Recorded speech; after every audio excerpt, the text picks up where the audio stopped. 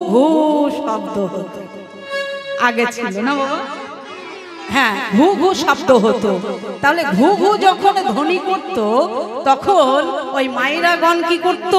সকলে এক এক করে চলে যেত প্রভাতে উঠে। এখনকার মায়েরা তো 7টা না বাজলে ওঠেই না বিছানা থেকে। ওঠে?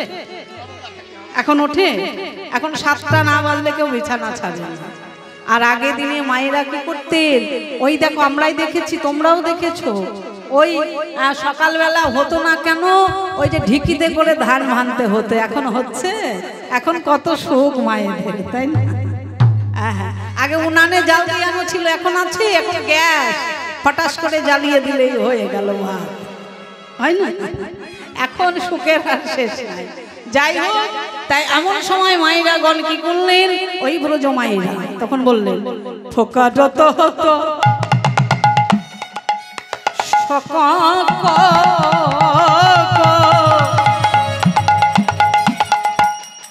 জাগো হব সব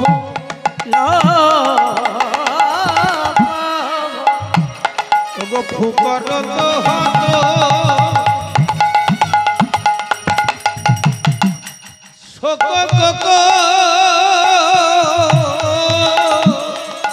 জগব সব ঘুল শোক সাধিক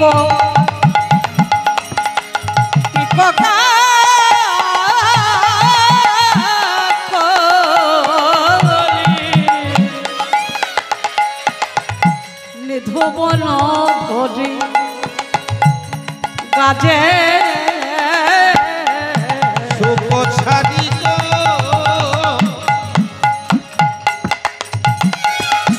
পিককাকুলি নিধুবন ধরি গাজে। এই আমার কি মনে হয় জানিস? বলে কি মনে হয়? আজকের নিশি এই বিদ্যুতের গতিকে হার মানিয়ে এ যে যেমন এলো তেমনি গেল, নিশি যেমন এলো তেমনি গেল। আচ্ছা বলতো, ওই বিদ্যুতের গতিকে হার মানিয়ে নিশি যেমন এলো তেমনি গেল, পদকর্তা এক পাশে দাঁড়িয়ে বর্ণনা করলেন, ওগো তা নয়, তা নয়। বলে সুখের নিশি এমনি যাইব, সুখের নিশি এমনি যাইব, সুখের নিশি এমনি গেল, মোদের সুখের নিশি পোহায় না গো,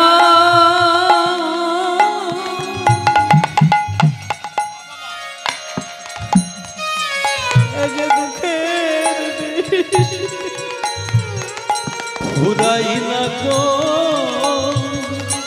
দুঃখের নিশি পোহাই নে গো,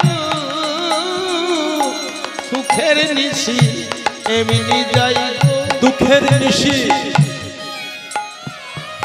পোহাই না গো,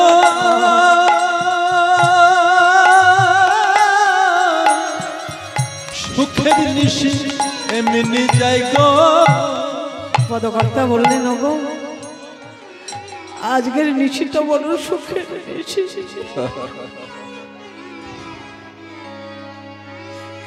আমার রাধা মাধব কত কষ্ট করে ঘুমিয়ে আছে,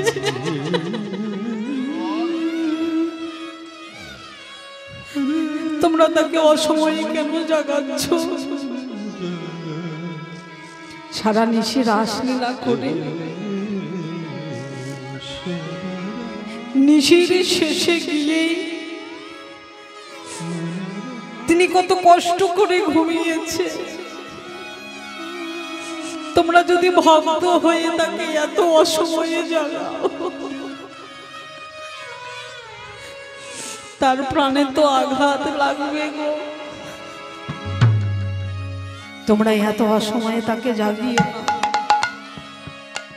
ওই দেখো ঘরের ভিতরে ঘর আশ্চর্য কাহিনী তাহার ভিতরে ঘর সে যে রত্নের গাঁথুনি তাহার মধ্যে আছেন প্রভু রত্ন সিংহাসনে দুর্লভ জনম যার সে তা জানি বিধিলিঙ্গ ছাড়া যার হইয়াছে জন্ম সেই জানে সেই ঘরের মর্ম রায় রামানন্দ কহে ইহাই তো প্রাপ্তির উপায় ইহা জেনে যে না জানে তার জনমে গেল বৃথায়। বাহ বলে হারি। তাহলে যে জন্মে যদি কৃষ্ণ ভজন নাই বা হয় সে জন্মে আমার আসা যাওয়া ভাবে এমন একটা সুন্দর মেয়ে দেহ পেয়ে যদি কৃষ্ণ ভজন আমার না হয় তাহলে ভাবে আমার আসা আর যাওয়াই সার হল। এত সুন্দর একটা দেহ দিয়েছে, এত সুন্দর একটা মানব দেহ দিয়ে এত সুন্দর বদন দিয়েছে।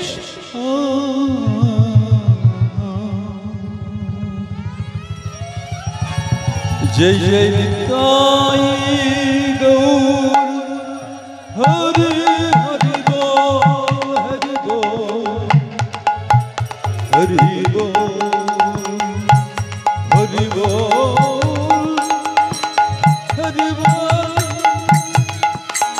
हरि हरि जय निताई।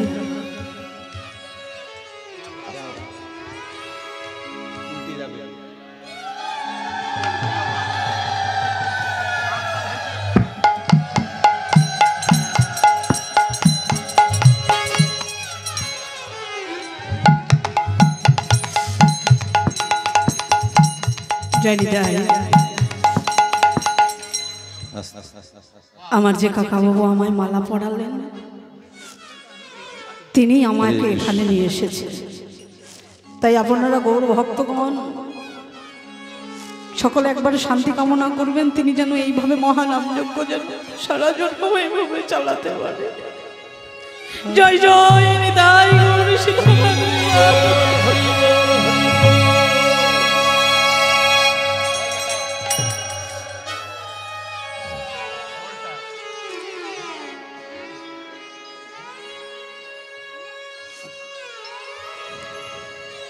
তাই এমন এত সুন্দর একটা দেহ,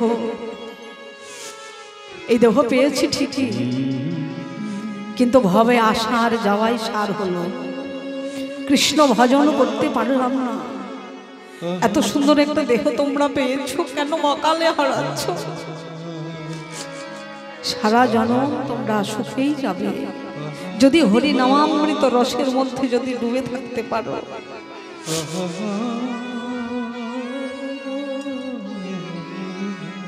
তাই পদকর্তা এক পাশে দাঁড়িয়ে বর্ণনা করলেন, ওগো প্রত্যেক দিন যে রাত্রি হয় আজকেও সেই একই রাত্রি।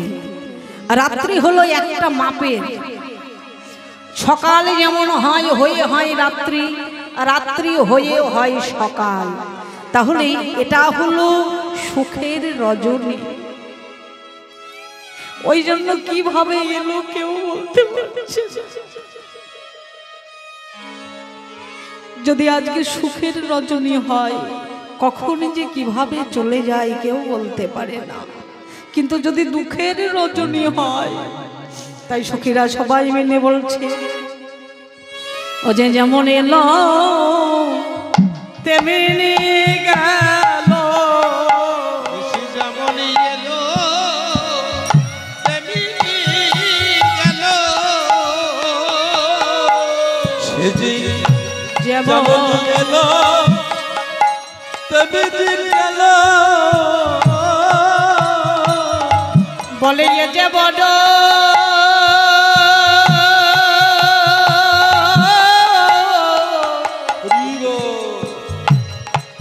সুখের নিশি, নিশি যেমন এলো তেমনি গেল,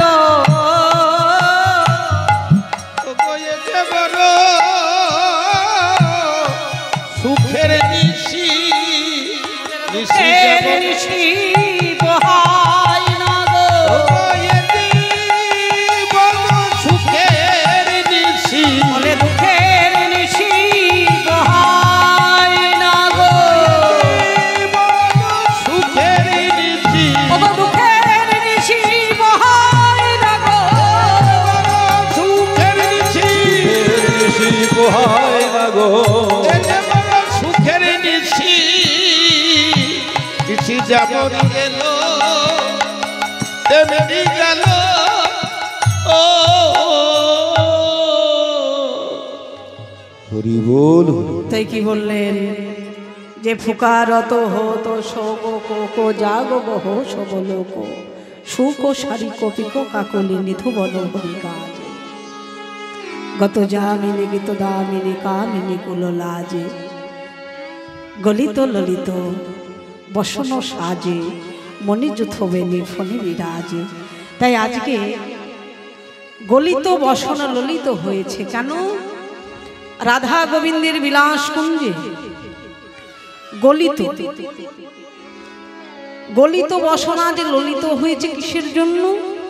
কারণ ওই যে রাধা রানীর মণিবাঁধা বেনিটা, রাধা রানীর চুল ছিল চরণ পর্যন্ত, রাধা রানীর চুল চরণ পর্যন্ত ছিল। তা রাধা রানী এত সুন্দরভাবে বেননি করতেন, বেননি করলে পরে চুলগুলো মাটিতে পড়ত। তা সেই যে বেনুনি, সেই বেনুনিটা কি করেছে? হ্যাঁ, ময়ূরে গ্রাস, সাপের আহার বস্তু হলেন ময়ূর। তাই ময়ূর যদি গ্রাস করে, তাই রাধা রানীর মণিবাঁধা বেনিটা আজ গলিত হয়েছে। আজ গলিত হয়ে রাধা রানীর কুচগিরি গৌভর মাঝ। সবাই বুঝতে পারছো তো? আমি কিন্তু ভালো করে বুঝিয়ে বলে দিচ্ছি, প্রত্যেকে সবাই বুঝতে পারবে। কারণ রাধা রানীর মণিবাঁধা বেনিটা আজকে যে কুচগিরির গৌভর মাঝ, কুচগিরি মানে বোঝো? এইখানে একটা গর্ত আছে, গর্তে কে ঢোকে? সর্ব। ভয় পেয়ে গর্তে ঢুকে পড়ে না বাবা? কেন ঢুকে পড়ে? ময়ূর যদি দেখতে পায়, ময়ূরের আহার বস্তু হলো সর্প। তাহলে সর্প যখন গর্ত দেখে, গর্তে কিন্তু ঢুকে যায়। তাহলে কি করলেন? রাধা রানীর মণিবাঁধা বেনিটা এই গর্তের মধ্যে কি করেছে? যেন লুকায়ে আছে, যেন লুকায়ে আছে, লুকায়ে আছে, যেন লুকায়ে আছে, ভয় পেয়ে আজ লুকায়ে আছে, ভয় পেয়ে আজ লুকায়ে আছে। দেখো ময়ূরে গ্রাস, ময়ূর এই যে রাধা রানীর মণিবাঁধা বেনিটা ময়ূর। ও গো ময়ূরে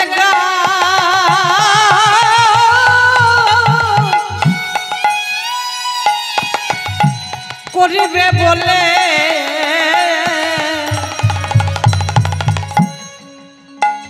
আজ ভয় পেয়ে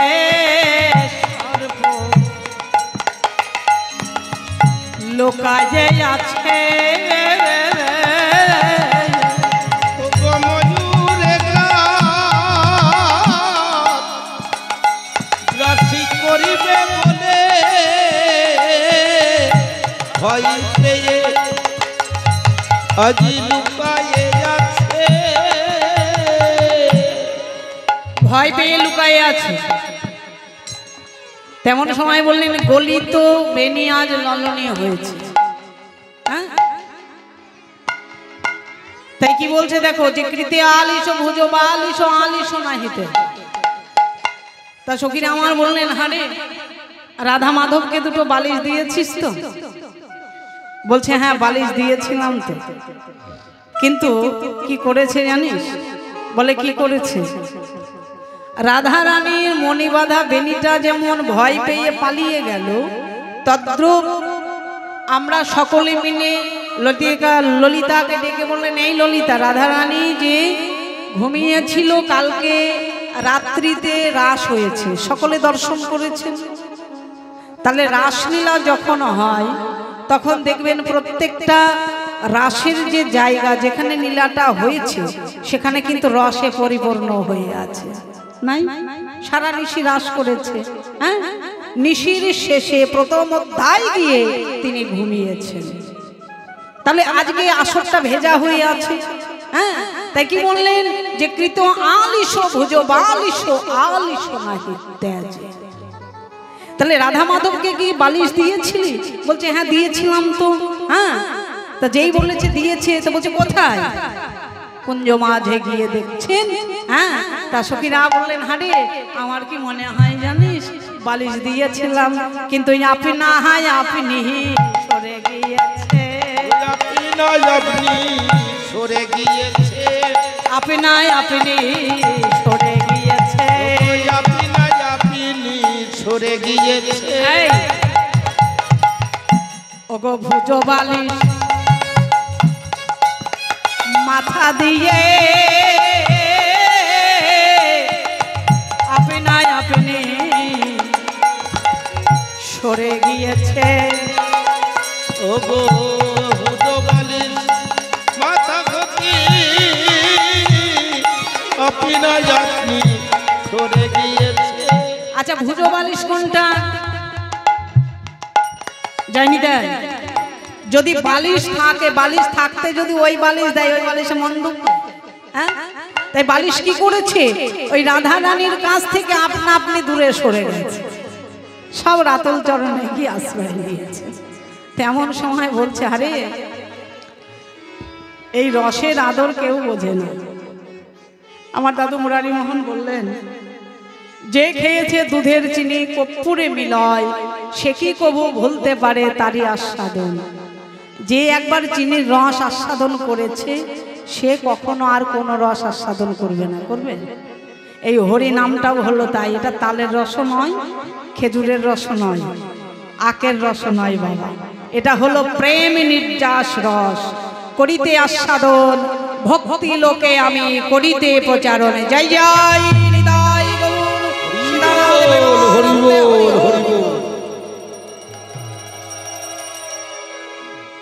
তাহলে এটা হলো নির্যাস রস। তাই কি বললেন? হ্যাঁ, এখানে রাধা মাধব যে আজকে শয়নে আছে তিনি আজকে রসের আদর পেয়েছে। কেমন কেমন বলে পুটুলো কিয়ে ভুলু দনো গুণ কিয়ে রতি রনে ভেলু তন শোনো সমর মাঝে পড়ল লাজে রতিপতি ভয়ে ভাজে। তাহলে এখানে কি বললেন দেখো,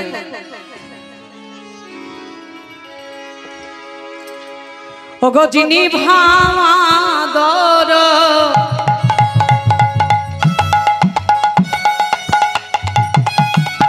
পরমাদর রসবাদর সেজ ওগো যিনি ভাদর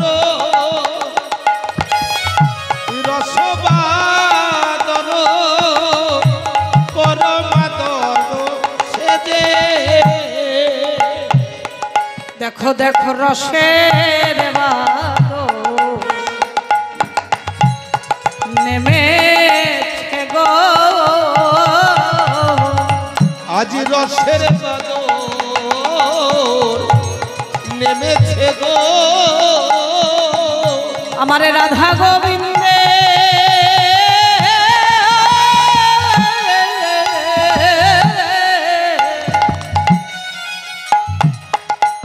বিলাস কুঞ্জে রসের বাদর নেমেছে গো।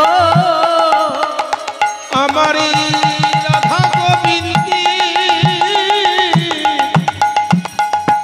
বিলাস কুঞ্জে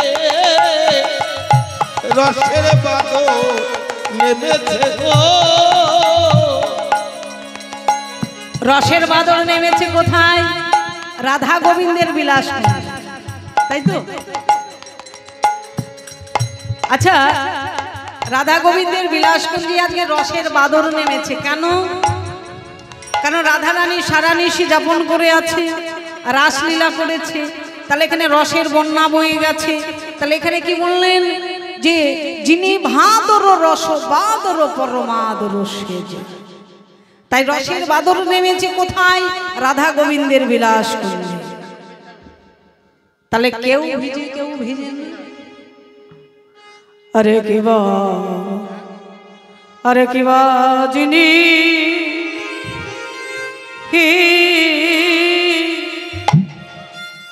যিনি ভাবা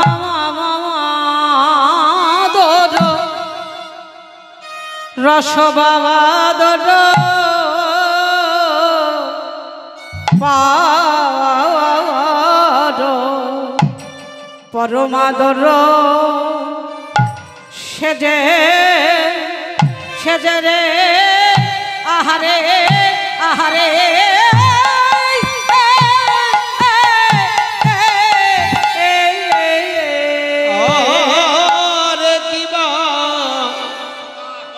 আরে কি বাজিনি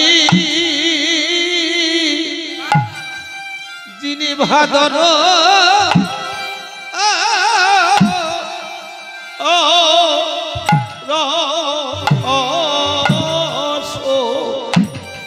রসবাদর সে যে পরমাদর সে যে আহারে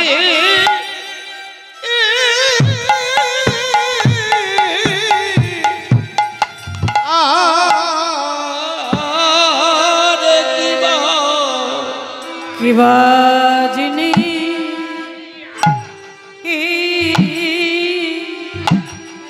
যিনি ভামাদর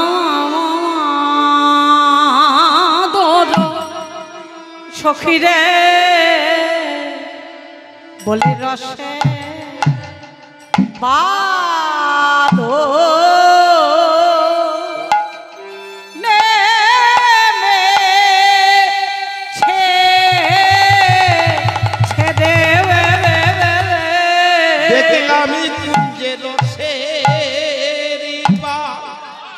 বাদর নেমে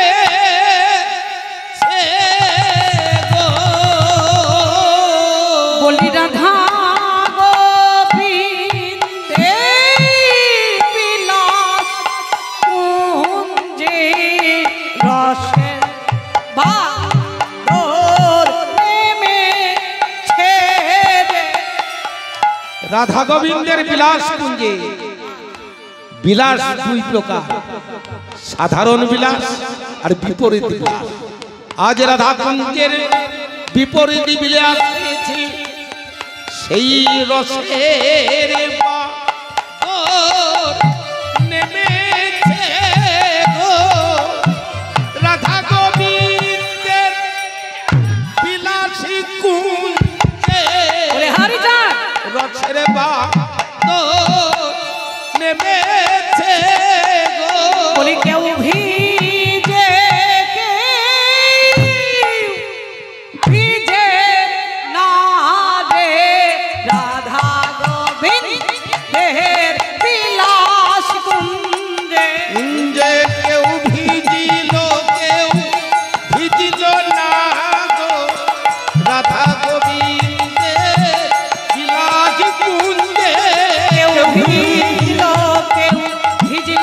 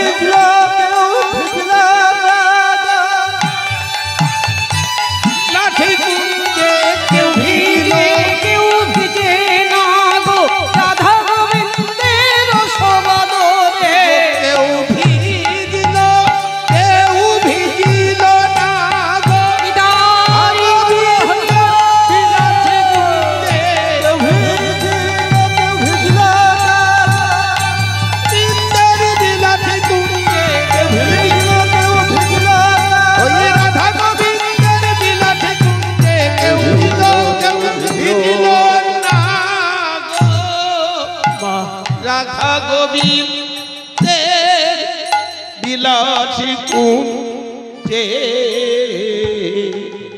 জয় নিতাই।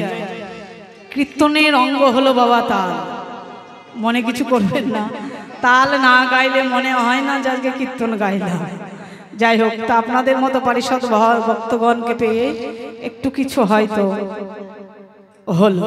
যাই হোক, ভক্ত ছাড়া এগুলো গাওয়া যায় না।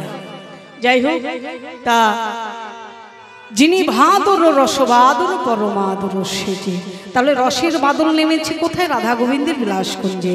আবার বললেন কেউ ভিজে কেউ ভিজে না। তাহলে কারা ভেজে? যারা রসের আদর জানে, যারা রসকে ধরে থাকতে পারে, তাই তো? তাহলে কারা ভেজে? দেখো, প্রাকৃত জগৎ দিয়েই বোঝায়। প্রাকৃত জগতে যদি এই যে ভাদ্র মাস আসছে, তাই তো? ভাদ্র মাস আসছে না? এই সামনেই আসছে। তা ভাদ্র মাসে দেখবে যে এত বৃষ্টি হয়, মানে বর্ষার মেঘ যখন গর্জন করে ওঠে তখন কিন্তু সব ভাসিয়ে নিয়ে চলে যায়, তাই না? তাহলে আমরা কি করি? আশ্রয় খুঁজে বেড়াই। আশ্রয় কাকে করব? কাকে করব? ওই যে ছাতা। আবার বলছে যে যারা আশ্রয় করে তারা কখনো তারাই ভেজে, যারা আশ্রয় করেছে তারা ভেজে, যারা রসের আদর বোঝে তারা ভেজে। কিন্তু প্রাকৃত জগতের মানুষ কি করবে? তাদের ভেজার ভয় থাকে। জয় নিতাই। ওই জন্যই তারা আশ্রয় করে কাকে? ছাতা আশ্রয় করে। যারা রসিক তারা কখনো আশ্রয় করে না। কারা আশ্রয় করে? তারা আশ্রয় করে গুরু। গুরু যারা গুরু ধরে, যারা গুরুকে আশ্রয় করে, তাদের কখনো ভেজার ভয় থাকে না। থাকবে? যত বন্যায় হোক না কেন, যত ঝড় আসুক না কেন, কিছুতে কিছু হবে না। আবার বললেন যে আবার কারা ভেজে জানো? দেখো, ভালো করে বুঝে নাও।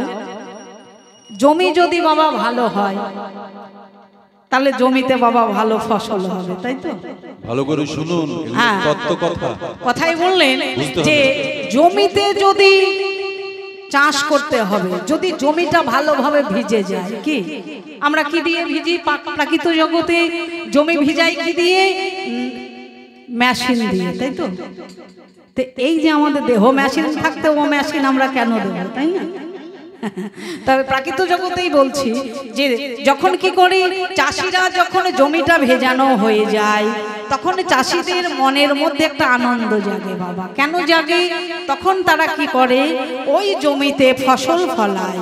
এইবার ফসল ফলানোর পরে তাদের কি হয়? বীজ রোপণ হয়। এইবার বাবা জমিও ভালো হওয়ার দরকার, জলও ভালো হওয়ার দরকার, আবার কি বীজটাও ভালো হওয়ার দরকার। আবার বীজ হলো তাতে একটি ফলও ধরার দরকার আছে। তাহলে সব কিছুই ভালো। এই স্বাধীন বাজারে এসে যদি কিছুই ভালো না হয়, তাহলে ভবে আসার যাওয়া কোনো কাজই হবে না। হবে নিতাই গৌর হরি বল, হরি বল। তাহলে এখানে মহাজন কি বললেন? যারা সত্যিকারের চাষি হয় তাদের কোনো ভয় থাকে না, তাদের নাঙলও ভালো থাকে। তারা কি করে জানো? যদি মনের মতো জমি পায়, তারা তখন কি করে জানো? বলে প্রেমের নাঙল।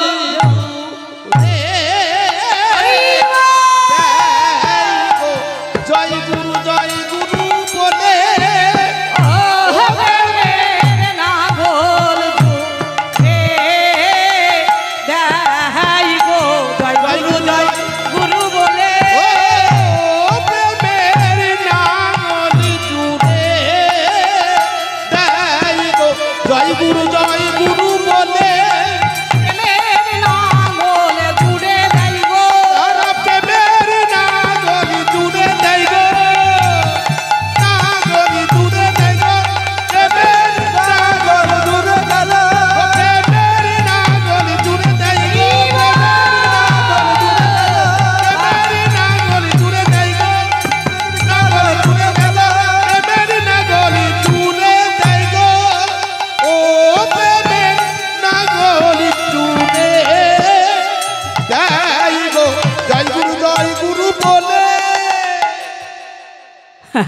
তাহলে যারা বাবা ভক্ত হবে তারা জয় গুরু বলে প্রেমের নাঙল জুড়ে দেয়, তাই না?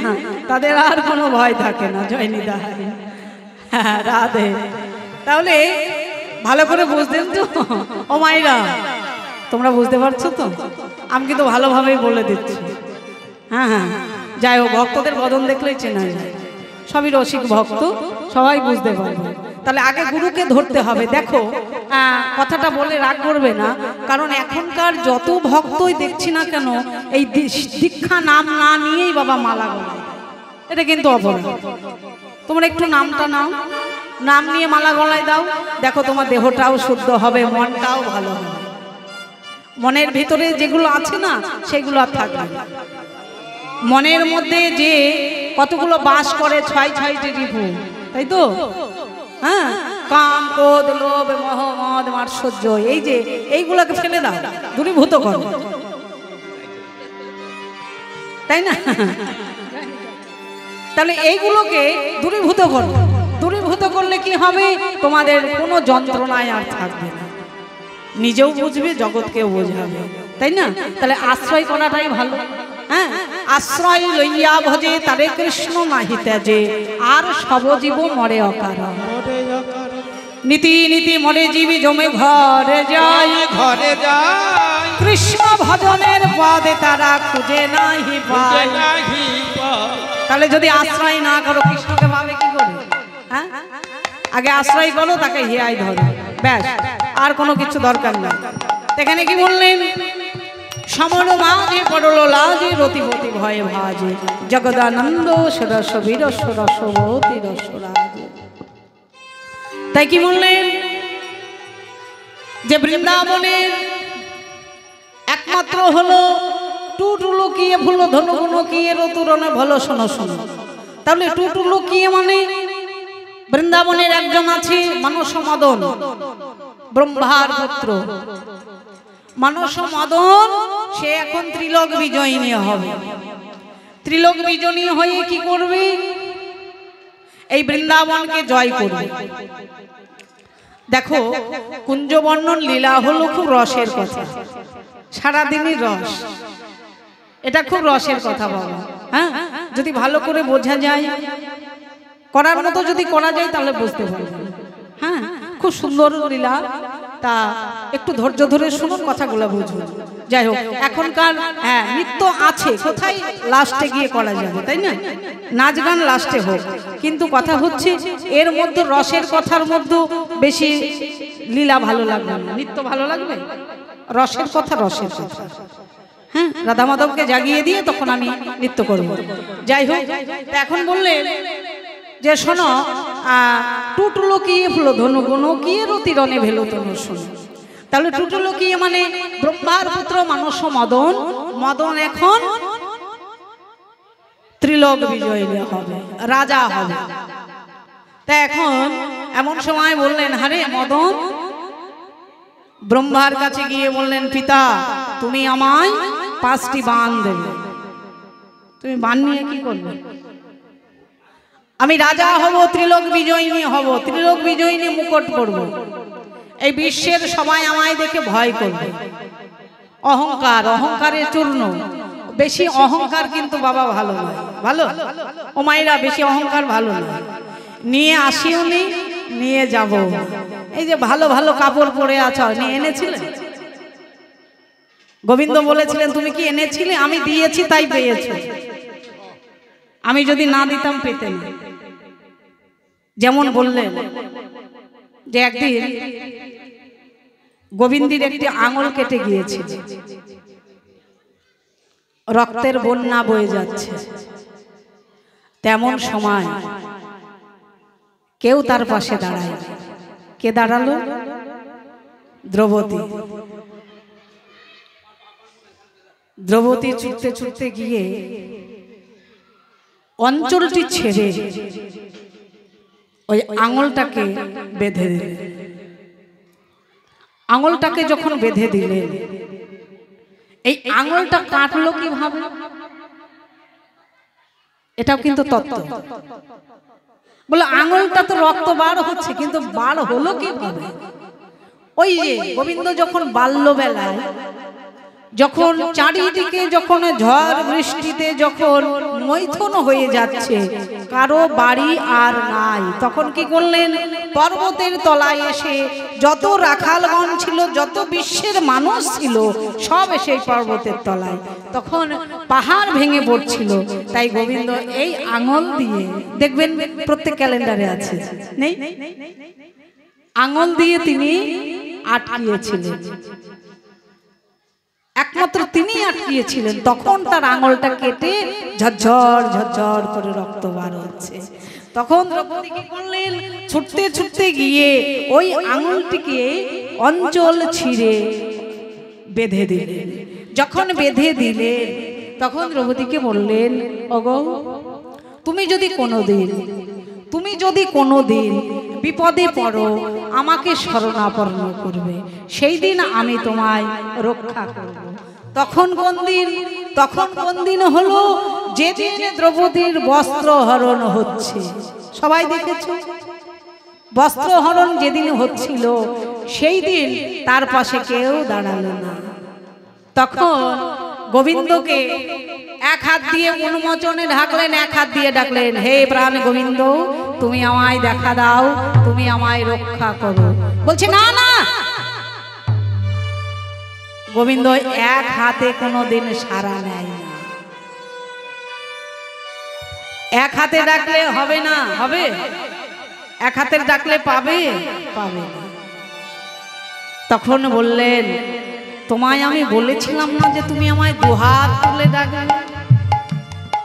তোমার নারীর ভূষণে তুমি খুলে ফেলে দাও, ফেলে দিয়ে বলো, হে গোবিন্দ, তোমার হলাম আমি বলে তুমি যদি একবার আমায় প্রেমানন্দে বাহু তুলে যদি ডাকতে পারো, আমি তোমায় সকল